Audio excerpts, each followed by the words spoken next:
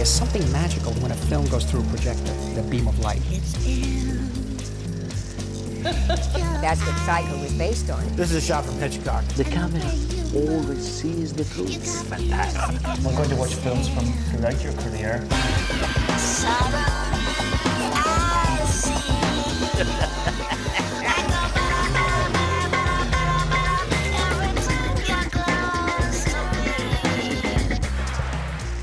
The American director David Lynch made the cult film of the 70s, Eraserhead, the nightmare of the 80s, Blue Velvet, and the surreal TV event of the 90s, Twin Peaks.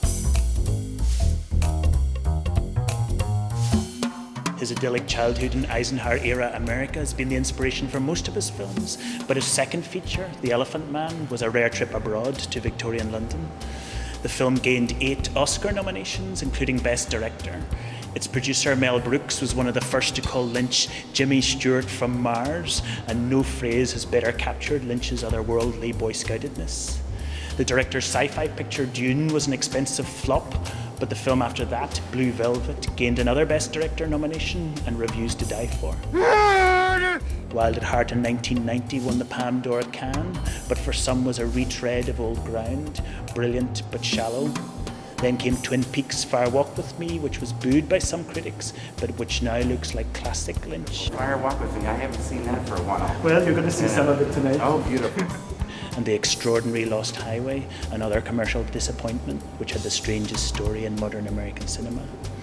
David Lynch's new film, The Straight Story, about an old man who drives 300 miles on a lawnmower to meet his brother, is, like The Elephant Man, a work of the tenderest humanism.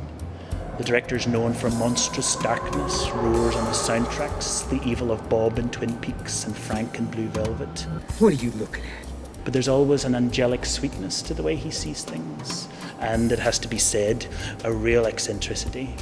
The man I'm about to interview has collected mouldy sandwiches, likes building mounds of earth on the kitchen table, and planned a book about spark plugs. He says that interviews are like facing a firing squad, but you don't die. So that's what we're up against, a man dreamt up by the Surrealist Manifesto. His one-time girlfriend, Isabella Rossellini, says that Lynch getting ideas is like fishing. You never know what you'll catch. Here he is, surrounded by sharks, in his most detailed television interview ever. David Lynch, you don't like doing interviews, do you? No, I don't. Why are you sitting on this sofa then? To do you a great favor.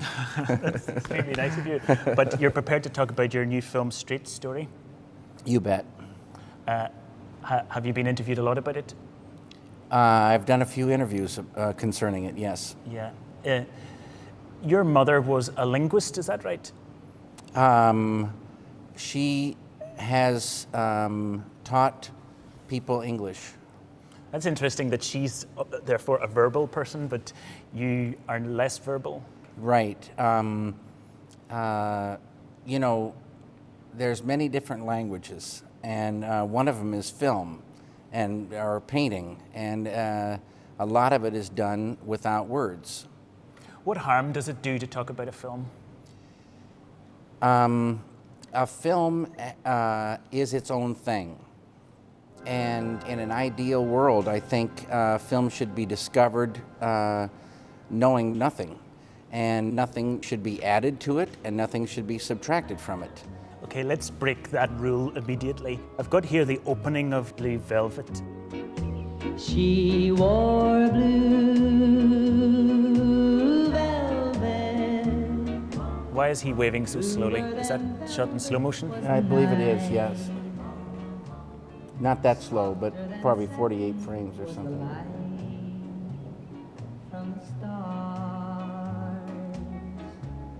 And that's a little slower too.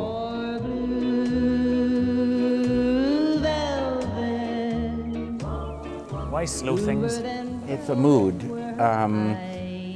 You slow things down for a feeling, and those things are abstract reasons.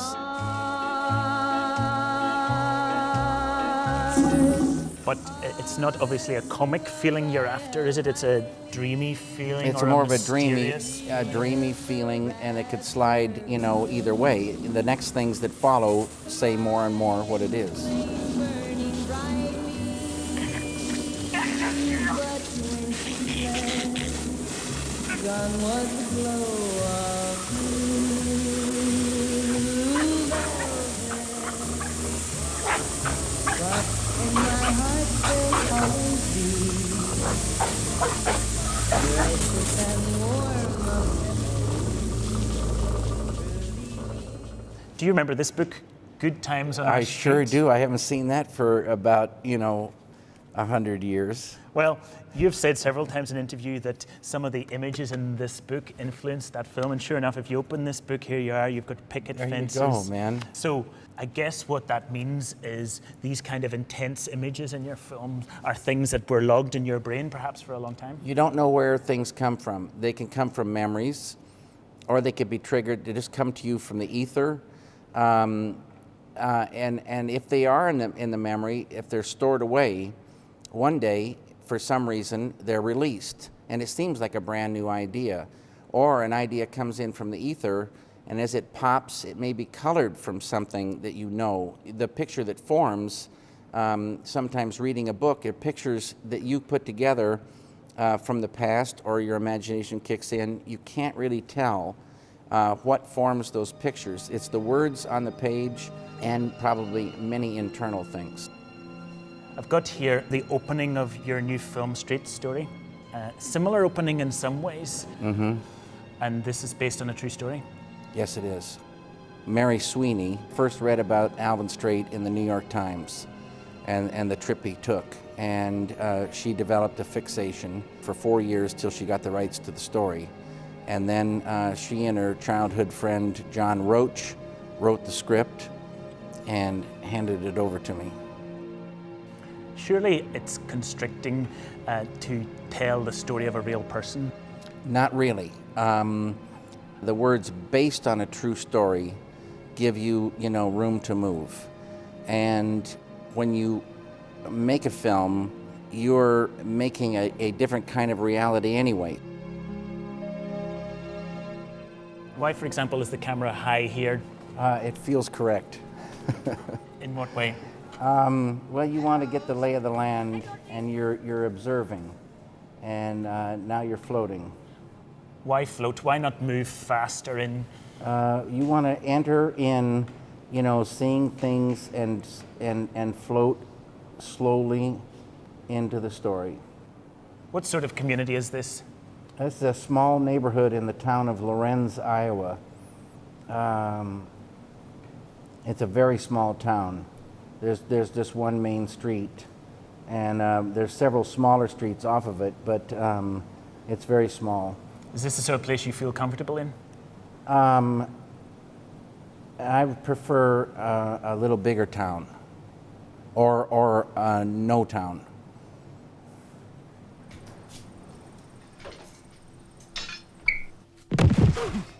What was that thump? You'd have to wait and find out. I can say.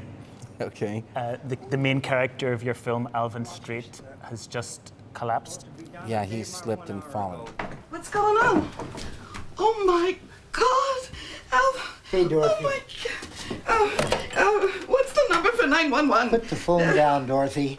And soon after this in the film, he gets a phone call to say that his brother is taken ill. Yes. What? Heimstra, are you crazy? We have a stricken man here.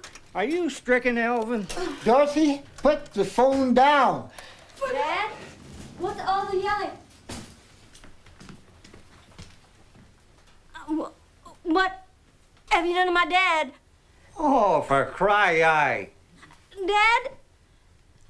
Are you okay, Dad? I just need a little help getting up, honey. Is your father like Alvin Strait? There's only one Alvin Strait, but there's similar qualities to him, yeah. I read in an interview you said your father was an innocent in some way, and it's the thing that makes him similar to Alvin Strait. And that's one of the things, yeah. What else? Well, it's a cowboy. The Old West, there's an inner strength coupled with an innocence and a tender side that Alvin has. Alvin is a lot like a cowboy. Do you remember the way you portray the birth of the Elephant Man in The Elephant Man with a puff of Smoke. Yeah. How did that seem right to you to portray the birth of somebody with a puff of smoke? Well, the smoke is not a solid thing. But on film, it almost appears to be solid. And I think the smoke ties in with, organic growth. And the Elephant Man, the neurofibromatosis growths always reminded me of Mount St. Helena, a smoke, frozen. The flesh became like a smoke, and it erupted, from inside the bones and protruded out and became, this smoke frozen. And do you remember the births in Grandmother, where it's like little white things under the ground? They're like little shoots that grew up. It's a similar thing, it's sort of abstract way of portraying birth, isn't it?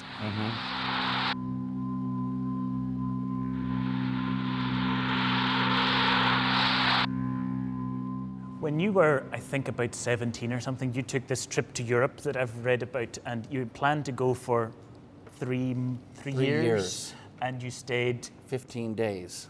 Now, that's a rather eccentric thing to do. Why? It wasn't for me.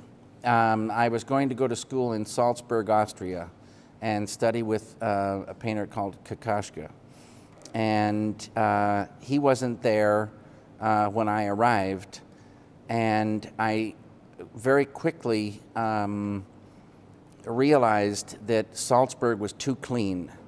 And look how clean Blue Velvet is there. It's incredibly clean. Things are, but I was studying painting, and I felt it was too clean to paint. So I went searching still in Europe, and each place didn't feel correct. There's a unity among people, and there's something about It's a Wonderful Life. He stayed in town, and he wanted to go, but he stayed in town. Please, God, something's the matter with Daddy. He still had a full life. The human experience is true one place, is true another place. You don't have to travel around to get a lot of experience. Yay! Hello, Bedford Falls! Merry Christmas! Merry Christmas, George! Merry Christmas, George! Look, Daddy, teacher says every time a bell rings, an angel gets his wings. That's right. That's right. Attaboy, Clarence. There's something about the way the world is. You can almost kind of tap into feelings outside your environment. Here's a scene in the Strait story where Alvin Strait and his daughter Rose are sitting at night. It's almost like this thing we're talking about, about trying to discern the nature of the universe. Rosie, I've got to go see Lyle. And I've got to make this trip on my own. I know you understand.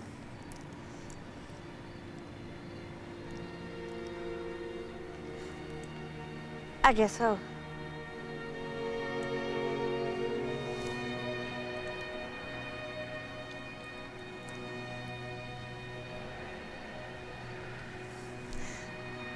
Look up at the sky, Rosie.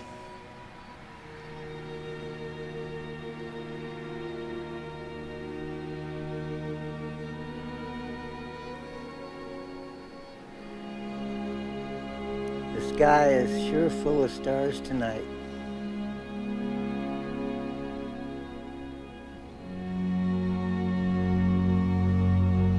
Without giving too much away, there's another part of this film that ends up with the camera going into the sky, and the Elephant Man ends up with the camera going into the sky. Why does that feel right to you? Is it just the pleasure of looking in the stars? No, it's the small and the infinite, sort of hand in hand. And the stars are there, for everybody. And they make you dream. And Alvin Strait shared the stars with someone.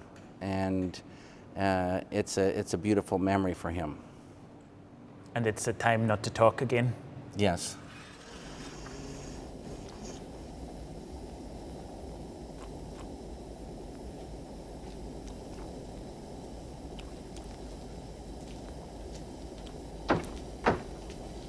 Stand up. Stand up!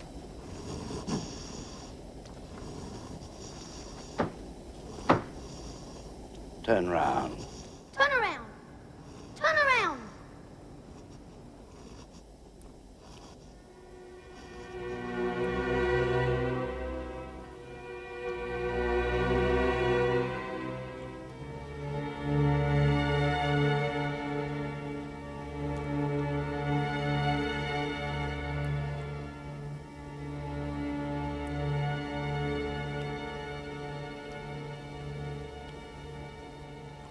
I'm going to tell you a story about that. Go on.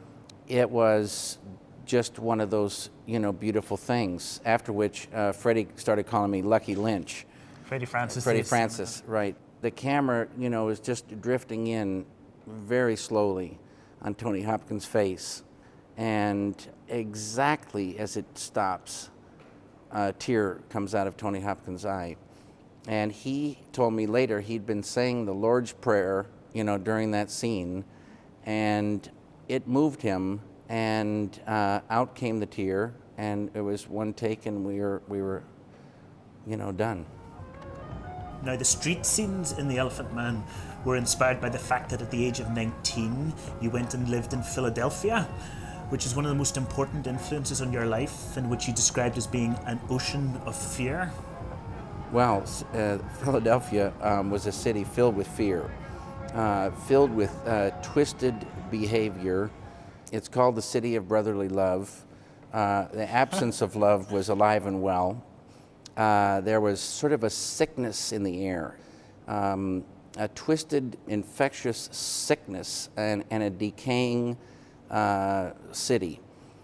But it was very powerful, and a lot of Philadelphia seeped into me, and it's a time in life when the window is wide open and things hit you particularly hard, and it was a beautiful experience for me. It seems paradoxical to say that this terrifying place was a beautiful experience. Well, it fed many things that came along later. There seems to be more fear in your films than many others in your generation. There are certainly more monsters. Well, I think there's a mixture of things always in life. And in order to have one, you have to have the other. In order to appreciate ups, you have to have the downs. And so films are made up of contrasts that are felt more than seen. So there's feelings of things in the air, and sometimes those can take on a persona.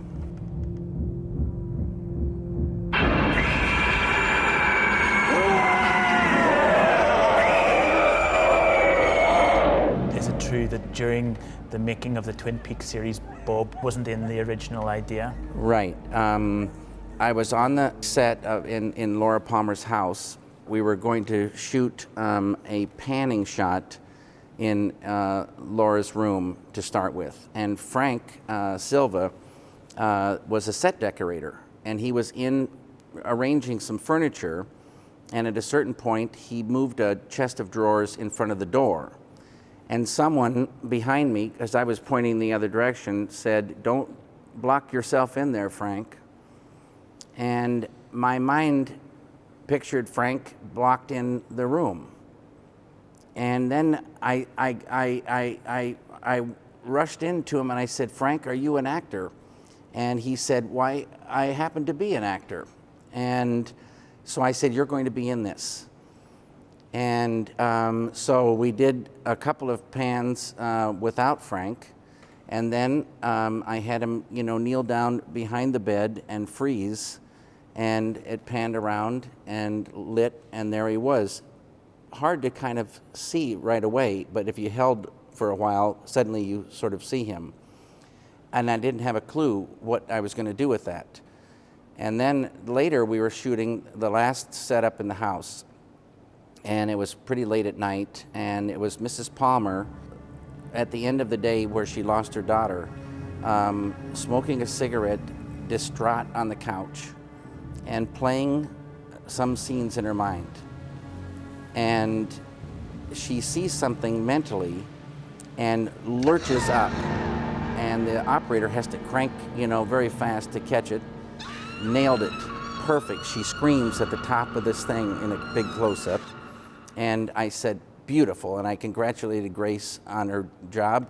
And Sean, the operator, said, no, it's not good, not good, not good. And I said, what's wrong? And he said, someone was reflected in the mirror. And I said, who was reflected in the mirror? And he said, Frank was. And then I knew I was onto something. That was a sign? Very big sign. And it led to many things that those two events kept unraveling. That's a lesson on a real reason for keeping your mind as open as possible, isn't it? Absolutely. A lot of things that happen are maybe food for thought, but it ends up being useless. But some of those things are such great gifts you can't imagine. When you turned 40, by this stage you had 2 children and you had 2 divorces.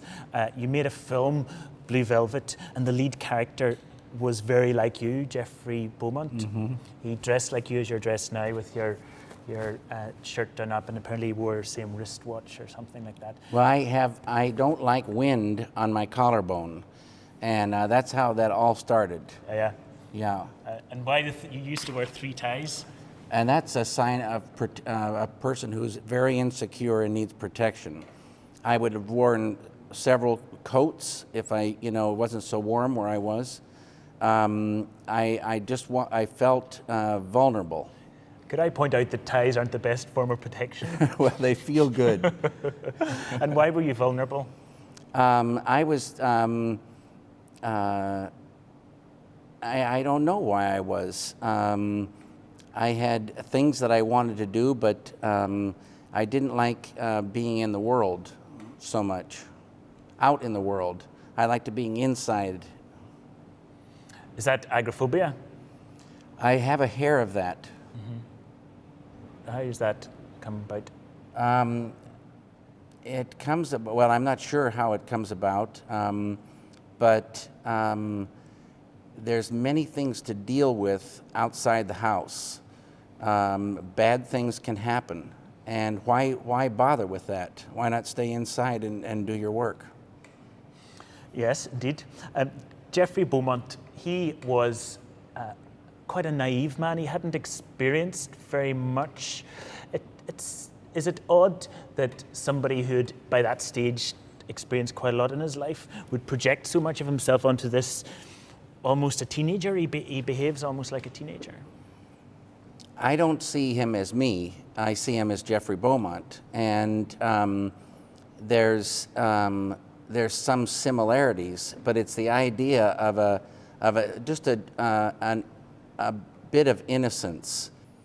I've heard that you, as a young guy, had this fantasy of hiding in a girl's room and watching her.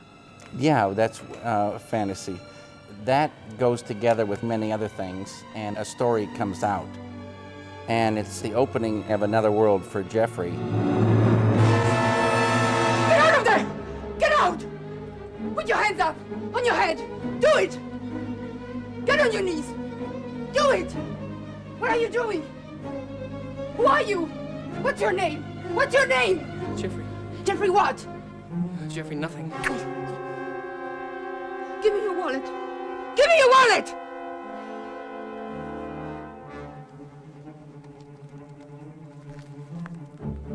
Jeffrey Beaumont? What are you doing in my apartment, Jeffrey Beaumont? I wanted to see you.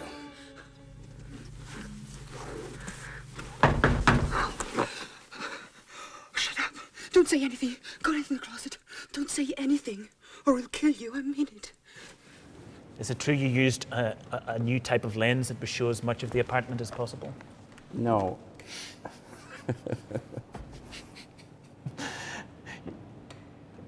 Your cinematographer said you did. No, there might have been. You must have been telling lies. There might have been that didn't even look too wide a lens, really.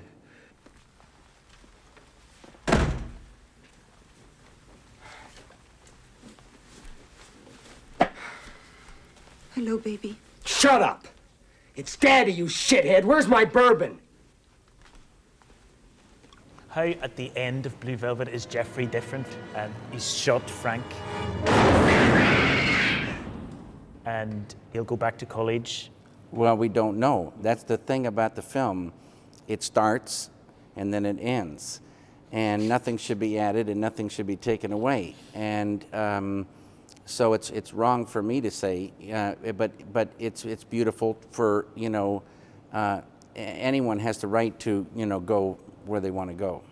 See, in private, when you're not talking to an interviewer like me or when you're not on TV, do you talk more about your films? No. To your family here? No, they'll back me up. Is that true? Yes, nods. Yeah. And do you find it frustrating that he doesn't, or are you happy with that situation? Yeah, as long as he keeps making movies. What's the best scene in the Straight Story? There is no best scene. There must be. No, it's like music. Every note is important, and to the whole. Every element that you do is important, and so then the thing can hang together. If you take anything out and just look at it without the rest, it's not the same. The film is a sequence of events, and the way they're ordered is critical. I understand that point about structure, but there's such a thing as a bum note, isn't there? A scene where surely if we sat and watched the film now, you would have times when you think, if I had to do that again, I would do it slightly differently. No. While you're working, you don't leave until it feels correct to you, because you're the spectator and the one that's trying to stay true to the story. So if it feels correct, then you move on. Okay, well, I'll say what I think is the best scene. It's near the end of the film, and Alvin goes to a bar, and he has a beer for the first time, and he's very, very near his brother's house. He's gone on a long journey. And it was something to do with the pace of that scene. Well, that scene seems a little irrelevant. And yet, I don't know why, but always I felt that scene was critical. It has its own pace, and it has a lot to do with the idea of drinking and why, you know, we drink. And it has to do with being near an end and wanting to prolong something.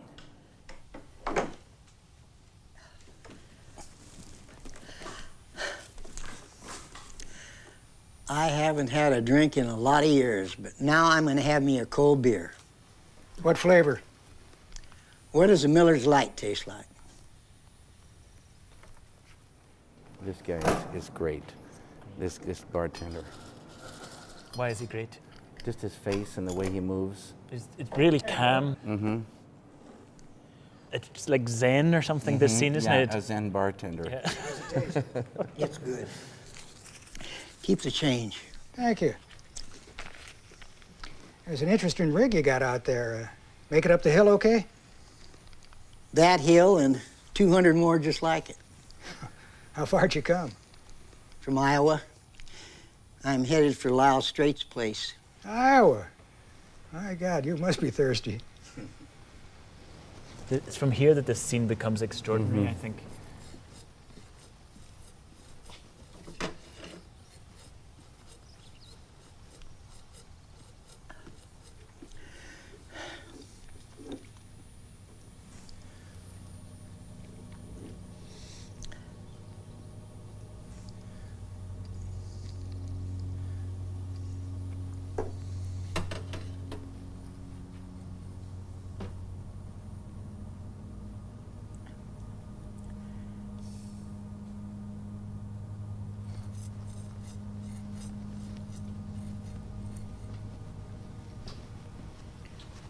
Another beer? This will do me fine. I wonder, could you point me to Lyle's place? I haven't seen him in an awful long time. I don't know if you know the films of Ozu, the Japanese, but this is this is the Ozu scene in this film. I'm going to show you. In some interviews I've read, you've used this phrase, the eye of the duck scene. What does that mean? Well, you know, nature can teach us a lot of things.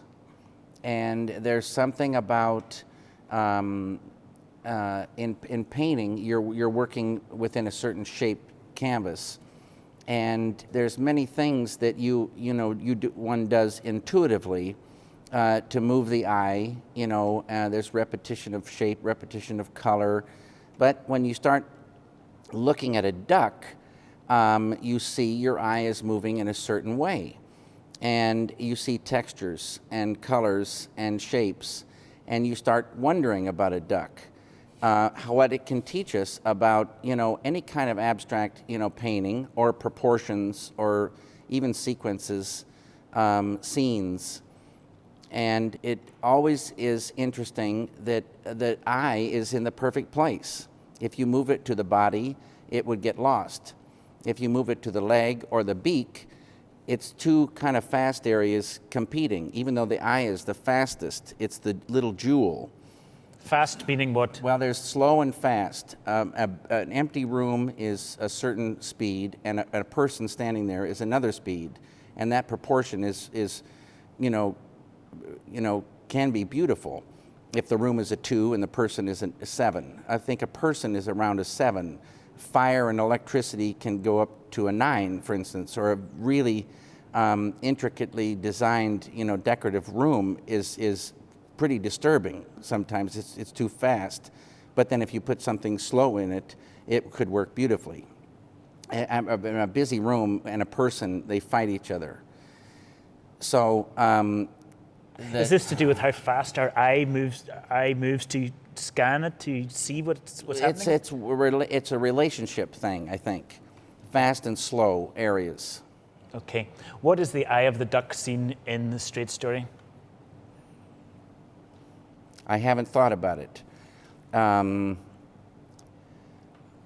I have to think about it. I can't just jump in and think, but I believe every film has the eye of the duck scene, but it can fool you, which one it is. It could be the scene we were talking about. I don't know. What's the eye of the duck scene in Blue Velvet? I used to know. Is it the In Dreams song? It's the eye of the duck. That's the eye of the duck. Yes, yeah. Yes. I close my eyes, then I drift away into the magic night. I softly say a silent prayer, like dreamers do. Then I fall asleep to dream my dreams of you. In dreams I walk with you. In dreams I talk to you. In dreams you're mine all the time we're together. All right, let's hit the fucking road. We're giving our neighbor a joyride. Let's get on And with what's it. the eye of the duck scene in Elephant Man? I used to know. Is it the scene when he goes to the theater near the end? No, I think, strangely, the eye of the duck scene is the ending. Okay. Today, lots and lots of filmmakers are using computer-generated imagery and everything that, and you haven't used that so much. There's still a kind of magic lantern quality about your films, even in Lost Highway, and that transformation from one guy to the other guy. You didn't use computers to do that. It was all in-camera stuff. Mm-hmm. And it reminds you of like the sort of things that Jean Cocteau was doing, the reverse motion and all that kind of thing. Why does that appeal to you?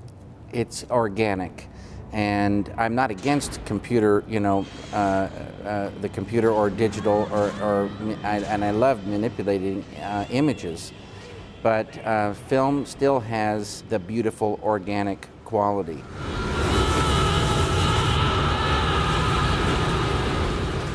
And a lot of times with light and the emulsion and the way it's developed and some happy accidents, you get something that's thrilling to the soul.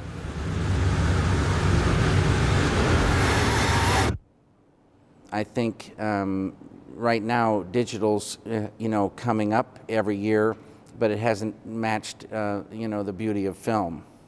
Even when you're making a much more complex story, for example, in the end of Fire Walk With Me, after Laura is killed and we go into the Red Room, there's a lot of sort of complicated things going on, and still you're using very simple techniques like the surrealists would use the reverse. It's the same thing. Plus, there might have been some way to work by pouring over to digital and then coming back to film, but it would have been way too expensive for us.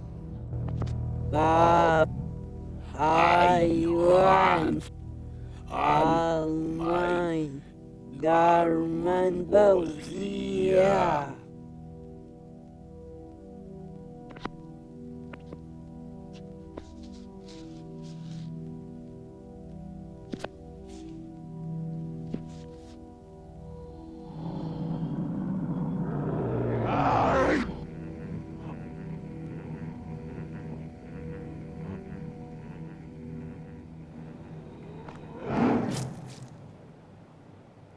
Except for the screen ratio, that kind of filmmaking could have been done in the 1920s. Mm-hmm.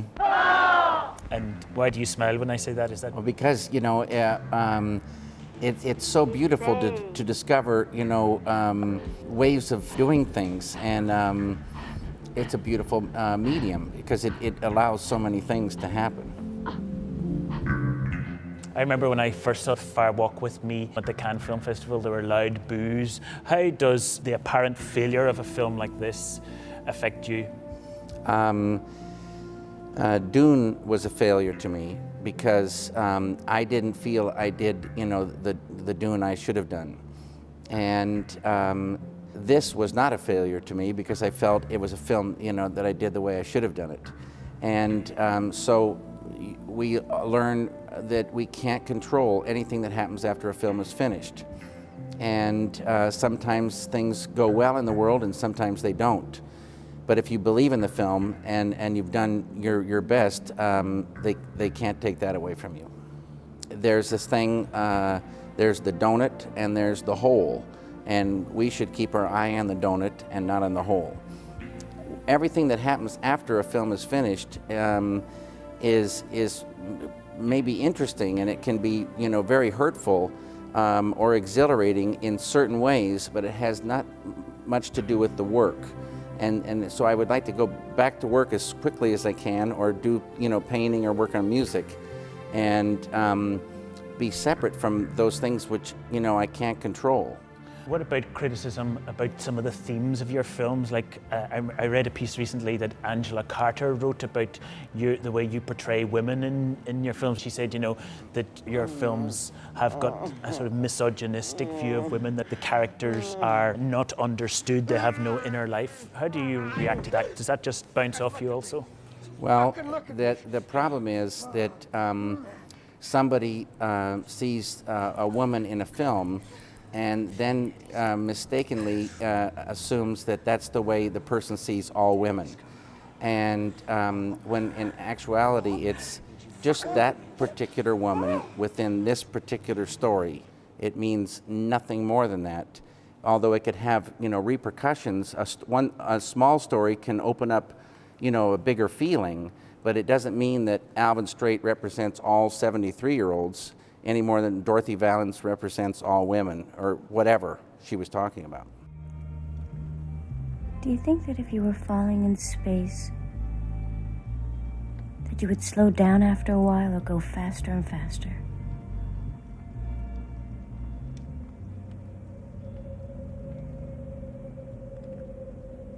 Faster and faster. And for a long time you wouldn't feel anything. And then you'd burst into fire.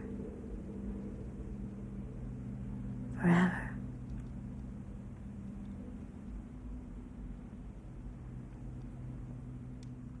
And the angels wouldn't help you.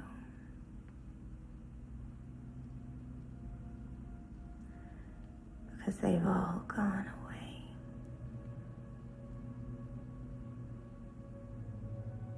she's very anguished there because she's saying that the angels have all gone away, and yet at the end of this film, the angel comes. So is she wrong?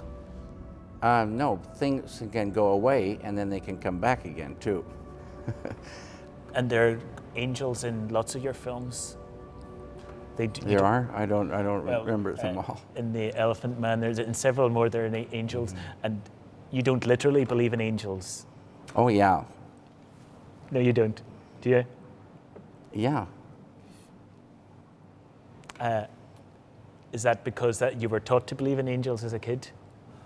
Have I seen seen them? No. You don't literally mean top of the Christmas tree type thing. I really don't believe that you do. There are many things I think that are out there that we don't know about, but sometimes you get certain feelings. Do you feel much in common with other American filmmakers roughly your same age or anything No. like that? Do you feel part of a generation of painters or artists who come from an art school background like you? No. I feel strangely, and I think probably other directors feel somewhat alone. And you make friends, but so much of the thing is internal. When you look at a lot of American actors and directors today, they're quite involved with politics. And in the past, of course, famous Hollywood supported Adlai Stevenson and supported JFK and things like this. Do you feel, well, you're smiling, why are you smiling at that? Well, I'm not a political person. Oh yeah? No. So when you look at the way that Hollywood and of course it's not all types of politics, it's mostly the Democrat side, not always. When you look at those relationships, are you cynical about that, or you just No, I'm not it? cynical at all. I'm just saying that I don't understand politics. I don't understand the concept of two sides. And I think that probably there's good on both sides, bad on both sides, and there's a middle ground, but it never seems to come to the middle ground.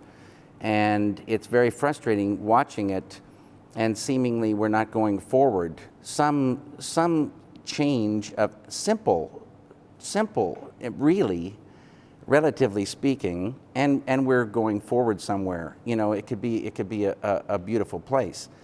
There's many little obstacles, and there's many people that are just opposed, and we're not moving forward. When you were talking before there about straight story and about the possibility of understanding the whole world from your own small place, it was almost the sort of thing that Ronald Reagan would say. Is that true, do you think? I have no idea what Ronald Reagan would say. Well, I know you had dinner at Reagan's White House, but what I had in mind was that provincial idea where you root your whole view of life just in the small everyday understanding you have of I think there's time to go out and gather things together. And they say when you're little, the window is open. And then the window closes, not all the way, but closes for safety reasons. So stuff stops coming in, and you can work with things that are there, and new things can pop in and join with them. But now it's a time to start doing some things with those things you've gathered. You're, I think, around 53 now. What age do you feel? Inside, we're ageless. And when we talk to ourselves, it's the same person we were talking to the same age when we were little.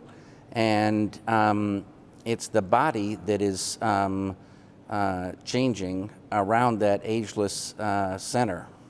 See, surely that's not true. I used to be scared of things as a kid, and I'm not scared of them now. That's not the self that you're talking to. That's the amount of information that you have. And information and experience, knowledge and experience is part of is the process. And so the more knowledge you have coupled with experience, the more you go. But the self you talk to, I was talking about, that's the one that's sort of ageless. Doesn't mean ignorant, it just means it just doesn't have an age. Okay, the ending of The Elephant Man, he decides to sleep like a normal person, and in doing so, he kills himself. And then your camera goes up into the stars again, as we've seen it doing here in this straight story. Now, what is that saying? Does that mean that even though someone dies, something remains afterwards? Yes. What remains? Well, they say many things remain. It's just the body that's dropped.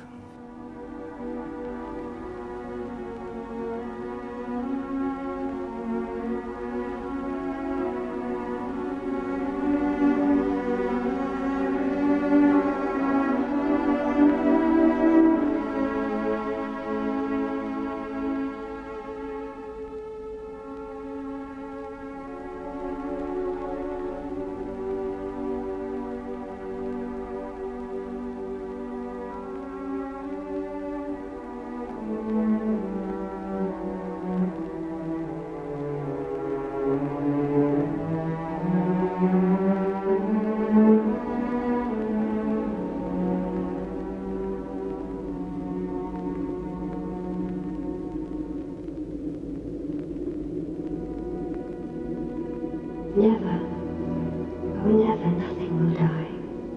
The stream flows, the wind blows, the cloud fades, the heart beats.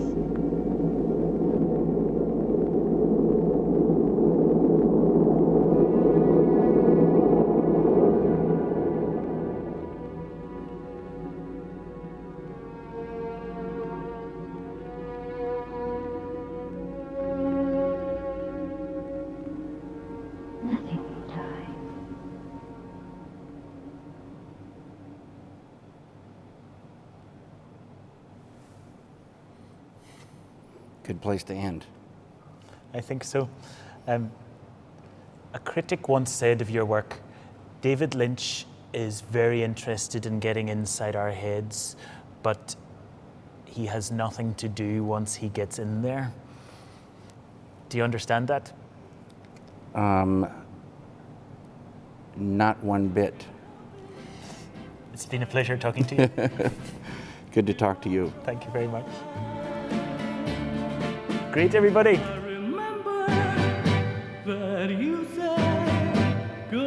What critic said that? I think it might have been Serge Denis. Do you know that guy? No. I think he meant that your films make people dream, but there's no surface message there. Well, that's okay then. Yeah.